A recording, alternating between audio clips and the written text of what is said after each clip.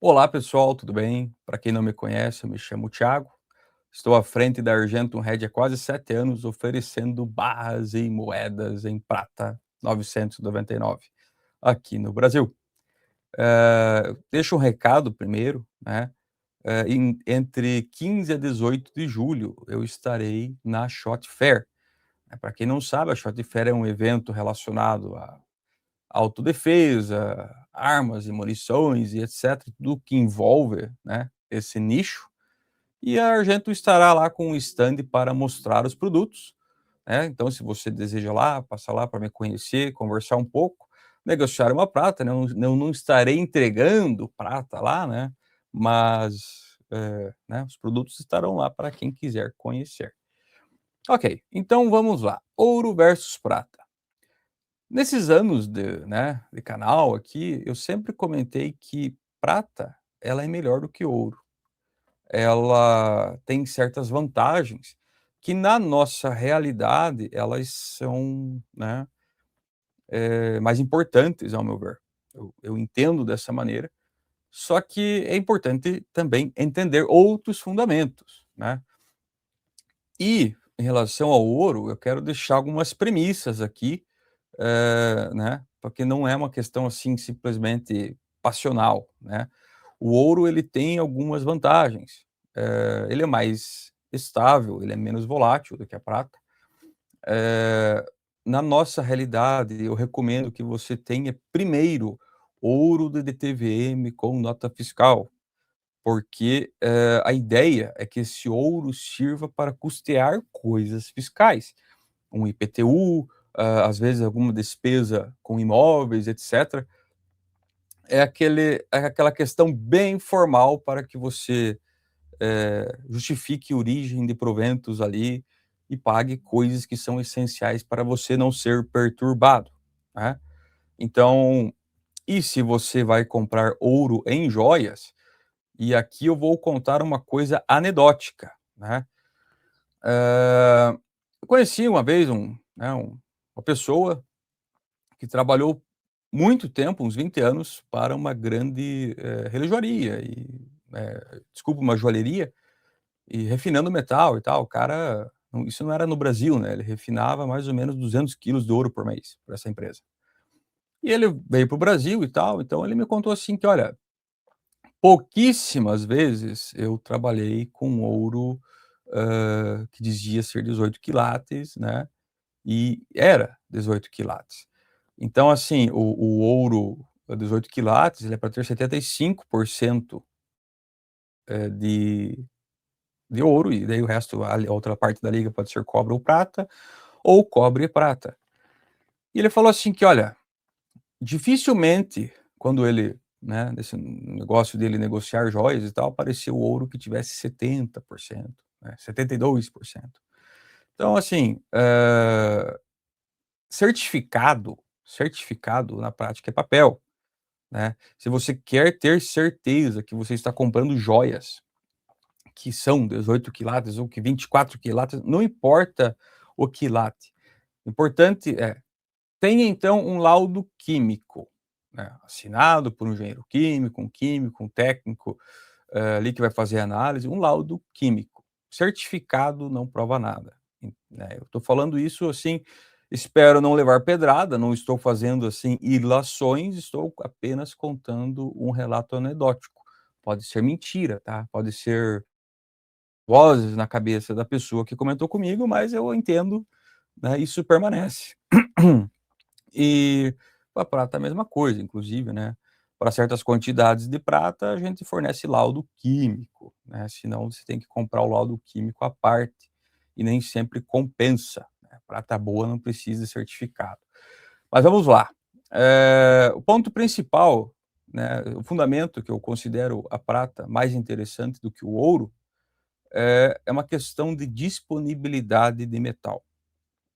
Então hoje, apenas 20% da prata, reciclada ou minerada, ela vai para a nossa indústria, né, barras, moedas, medalhas, bullions, etcétera, né, de teor mínimo 999, e já existe inclusive um déficit, né, porque tem uma demanda maior do que em relação à oferta da prata para, vamos dizer assim, reserva de valor, e o termo que eu não gosto muito de aplicar é investimento, né, isso mundo afora.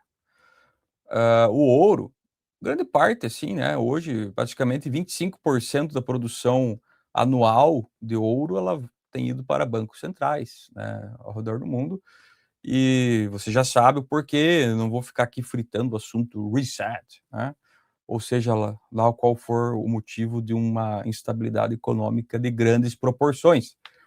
Mas o principal dado, né, o principal dado em relação à prata versus o ouro é o seguinte, vamos lá. Você tem hoje, que seria de estoque, sobre a terra, né, o que já foi minerado e está ali disponível para consumo.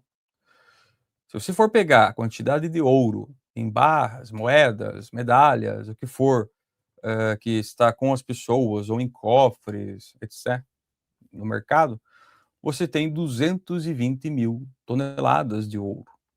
E para a prata, apenas 603.000 toneladas.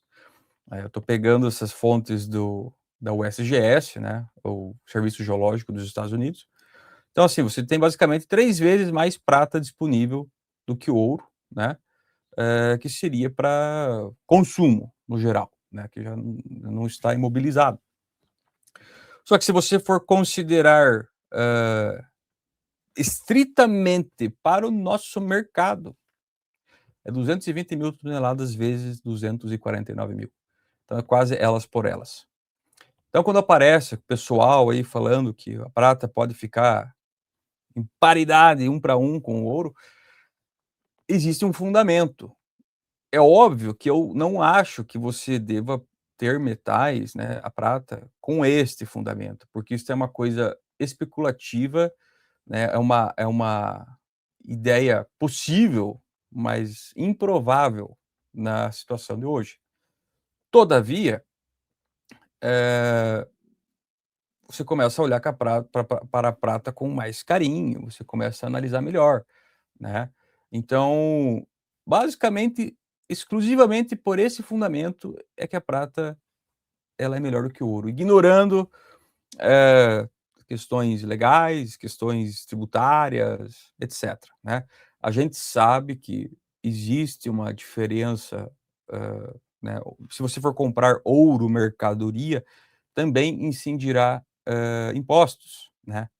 Só que, a gente está caminhando para um momento, né, ano que vem, por exemplo, começa o split payment, que quando você for fazer a tua compra, né, seja o que for, automaticamente o governo já vai receber esses impostos.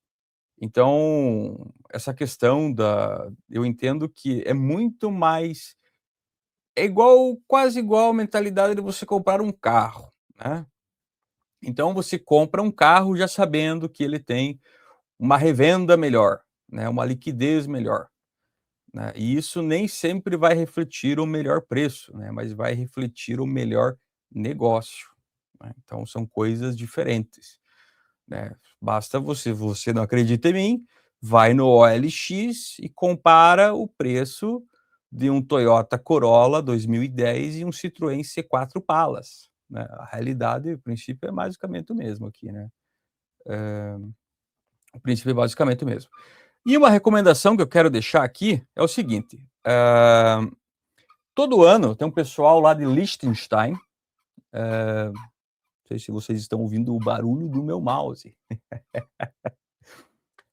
O pessoal de Liechtenstein, que é um país, é o melhor país do mundo, se eu pudesse escolher aonde eu gostaria de morar, seria em Liechtenstein. É maravilhoso. Você acha que a Suíça é bom, imagine lá. Mas, é o relatório anual, eles já tem uns 20 anos, e eu vou deixar o link aqui na descrição, não estou ganhando nada, na verdade essas pessoas eu nunca conversei pessoalmente, então não os conheço, mas eu sempre os acompanho. E aí, obviamente, né, o relatório é In Gold We Trust 2026, de volta para o futuro monetário. No ouro nós confiamos, esse é o nome do relatório. E eles defendem que o futuro do dinheiro está no passado, né, voltar a, de certa forma, um padrão monetário, remonetizar o ouro. né. E a gente sabe que também isto é possível. Por que que os bancos centrais estariam comprando ouro, né, entendeu? É o lastro, o colateral. E isso né, considerando que nós estamos em um momento que basicamente todos os governos, inclusive o nosso, se não chegou, está pertinho de chegar, tem que pesquisar na internet, não vou lembrar a porcentagem agora, da dívida, porcentagem da dívida pública em relação ao PIB.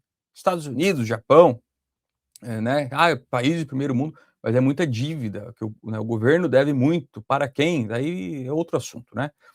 Mas a questão é isso, as moedas fiduciárias, né, elas estão perdendo a confiança, elas estão sendo usadas porque é curso forçado, não porque você confia nela, né.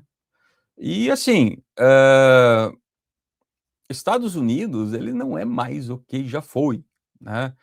Eh, Podem me xingar, vai, né, eu gosto eu gosto de carros americanos, tem muita coisa dos Estados Unidos que eu gosto.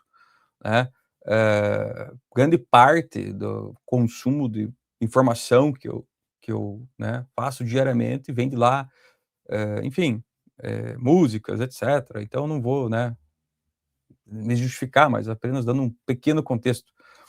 Então assim, por causa disso que as pessoas têm comprado ouro, né. E aí questão de aumento expressivo do ouro desde o começo de 2025, mas isso já veio lá em 24, né, quando o ouro bateu $2.000 a onça e tal. Então assim, o ouro, como é que eu vou colocar? Essa relação ouro versus prata, sem entrar ainda no mérito de quanto que a prata deveria custar em relação ao ouro, o fato é, o ouro começa o movimento primeiro, e a prata vem depois e ela vai mais além, né.